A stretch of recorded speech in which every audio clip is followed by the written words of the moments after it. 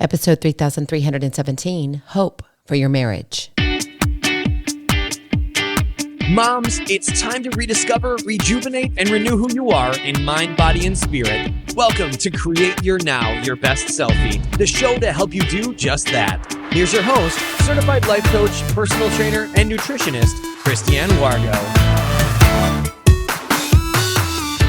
Happy day. I hope you're having a fabulous start to your weekend. How's the weather treating you, by the way? Well, I am finally home, and it feels good, just to be back home. Have you ever just felt that? It's like, well, your refreshment today is all about your marriage. It's hope for your marriage. For those of you who are brand new to Create Your Now, welcome to this incredible family. I'm so delighted of your presence. If you already haven't had the opportunity, you'll want to head over to createyournow.com where you can learn more and to sign up for the K.I.S.S newsletter, the Keep It Simple strategy, everyday solutions to live, love, and impact. Well, this episode is brought to you by AIM, inspiring connection and community. It's really interesting how we tend to gravitate towards things that make us feel good. But then what happens when we're gravitating to things that make us feel bad? Or it's just not right. We're unsettled. Because in the hustle and bustle of life, because it happens, it's not just on the holidays, but it's every day, right? It's called busyness. Well, it's easy for the flames of love and marriage to flicker and dim. The once vibrant connection can feel muted. The colors, well, they tend to grow a little faded. But there's always hope for your marriage, no matter how distant it may seem. It's amazing how a couple so in love can end up here where all seems lost. Out of nowhere, it's like the marriage is on strike. It's like, that's it, I'm done. I don't want to put any more effort into this. There's no synergy. And the love account, well, it seems to be lacking. It's like negative. How can a marriage get to this point? Maybe you're there. Maybe you're halfway there. Maybe you're like, I don't even know how to measure it, Christiane. But for the most part, it's a product of busyness. You think or you assume you're connected or in sync only to discover you're on different pages and in different seasons. It's no wonder the drift is real. Think about that for a minute. Where are you in your marriage? Because it's very interesting. When I talk to couples, I'll ask one spouse the same question. I'll ask the other spouse the same question, and I will get two totally opposite answers because they're not talking to each other. There's no form of communication. They think they're on the same page, but they really aren't. They're in a totally different season. But you don't have to live a marriage that seems to be put on hold or non-existent. It's time to reignite the spark. That is your K.I.S.S to Keep It Simple strategy. Reignite the spark. And the key to that lies internally with intentional actions. Think about this. What would it be like to live a life without hope? How would you feel? Maybe some would say, would you even feel? You've got to look inward. What's happening internally with intentional actions? And then you've got to take that breath and breathe new life into your marriage, which means you got to work at it. You've got to be one who says, I'm going to make my spouse number one in my life. And I get it. You may have 1, 2, 3, 4, 5, 6, 10 kids. You could have 1, 2, 3, 4, 5, 10 animals, whatever it is. But your spouse better be top priority. And in my opinion, it's God and then your spouse. I mean, that's just what it is. But a lot of times we just don't want to go there. And I don't think we even think about it as being a question as to why. We just don't ever go there. We just think that the problems are going to fix themselves. Oh, or they may just fade away. They'll go in their own little corner. They'll hide like a dust bunny does. And we just don't have to worry about them. But what happens when those dust bunnies become mounds and then mountains? What happens when all of a sudden something said or something shared and all the dust bunnies that you've been just kind of letting collect over the years, it's a straw that broke the camel's back. And you are like a firecracker and you just shoot it off to the moon. And then you wonder why you don't have a marriage. Because quite frankly, it's easier just to let our marriage fail. I know that's probably comes to a surprise to you, but it is. Let's just live the simple life and just let our marriage fail. Who needs to work? We just want to drive through and order this perfect spouse and just make sure everything's going to happen right.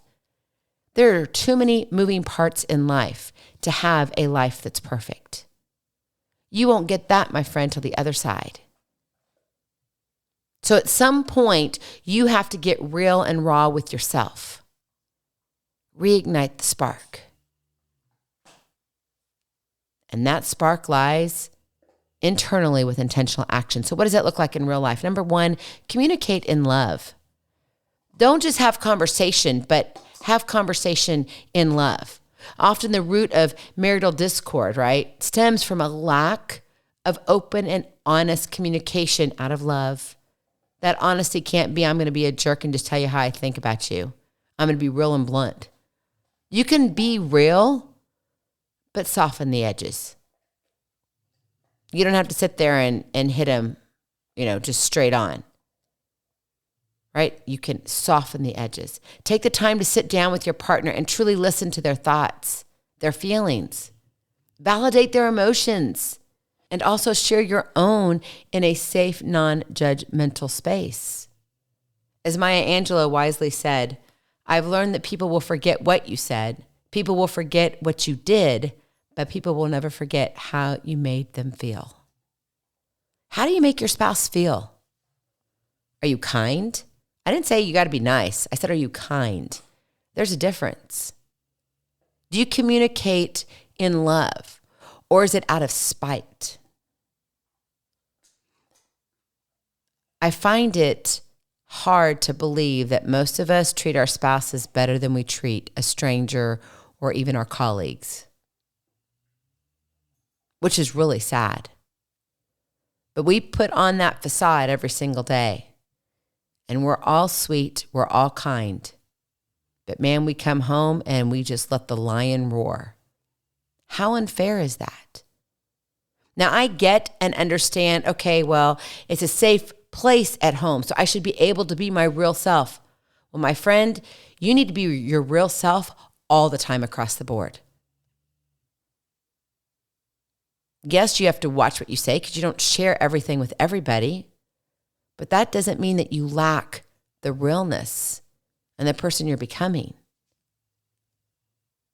So how do you make your spouse feel? Do they feel loved? Or do they feel judged? Do they feel anxious around you or calm? Do you bring a sense of confidence? Do you edify your spouse? Meaning, do you build them up? Communicate in love. Stop taking the sledgehammer to your spouse. We do it all the time. I'm guilty. Not as much now, I'll be honest, because I've worked really hard on this. I've worked really hard. I've put in the time. And so now it has become truly who I am and how I communicate. And it shows. You can ask my husband. He'll tell you there's been a change. There's been a shift. But I worked at it. And it wasn't like I was a bad person before. It's just that I'm a much better person now. So what can you do to communicate in love? What can you do to show your spouse, I really do care about who you are and what's going on in your world? Number 2, spend time together. How much time do you spend together? Like, that would be a great equation to figure out. On Monday, Tuesday, Wednesday, Thursday, Friday, Saturday, Sunday. How many hours do you spend together? Or wait, how many minutes do you spend together? For some, and I'm talking about waking minutes. Let me clarify that.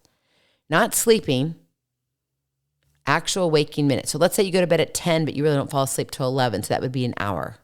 Okay? That's how I would define that.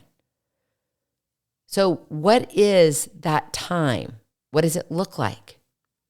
Because in the midst of your hectic schedule, carving out quality time for your spouse is essential, right? Whether it's a weekly date night, a getaway, maybe simply unplugging from technology to connect on a deeper level, investing in shared experiences, all of that can reignite the passion and intimacy in your marriage. Author Miglin McLaughlin once said, "A successful marriage requires falling in love many times, always with the same person." Most of the time, we're spending with other people. People who take care of our kids and their activities, going out with our girlfriends to have a drink at a coffee shop, going to a movie with our friends. What happened to spending time together as a couple, the two of you? How many minutes are you really spending together? I know that equation hasn't been solved in your world because you know what? We don't stop long enough to figure it out. So what's that sum? What does that look like? Add it up. And actually, you might be subtracting. Look at what days you are together more often. And I would challenge you, just look over the last 6 days. Starting from Sunday. Don't make it up. Don't try to figure out, I think we did this. Don't make it glory time. Make it honest time. Meaning, look at it for what it is as a fact. Don't attach your feelings. Because you want this to be eye-opening. You can't make changes if you don't know what's happening right now. Look at it head on. How much time are you truly spending together? And finally, number 3, this is going to challenge you. I know it is. You got to look at you. Sometimes enhancing your marriage begins with working on you. Oh, wait. Not sometimes. All times. So take that time to reflect on your own behaviors, your attitudes, how you communicate in love, with unconditional love, no judgment. Strive towards personal growth through self-improvement practices, right? Like mindfulness. Are you caring for who you are? Are you caring for your mind, body, and spirit? That means some self-care. Are you looking at what you eat? Are you exercising? Maybe you need to look at individual therapy or counseling or coaching. Psychologist Carl Jung once said, "Your vision will become clear only when you can look into your own heart. Who looks outside dreams. Who looks inside awakes." Where are you looking? Are you looking only at what you want to see? Remember, detach yourself from this and look at it from a factual perspective. That's the only way you're going to be able to make some changes. That's where you're going to find hope in your marriage, is when you begin to be honest, first with yourself and then with your spouse. Look inside. It's time to awaken who you are and who you are becoming. Remember, hope is not lost in a struggling marriage. A lot of people think, Christiana, we've been going through this for years. I've got a friend who's been going through it for decades. And there's still hope. There's still hope in her struggling marriage. And no, she's not going to accomplish it by herself. But she has to start with herself. And then God can work on her spouse, and then they can come together. And when you make a pact with yourself saying, you know what, I've got to be proactive here. I don't want to just sit back. I want to fall in love all over again. Yeah, with the person you're sleeping to, right? With right now. Yeah, that's who you want to fall in love with all over again. So nurture your connection. Practice empathy.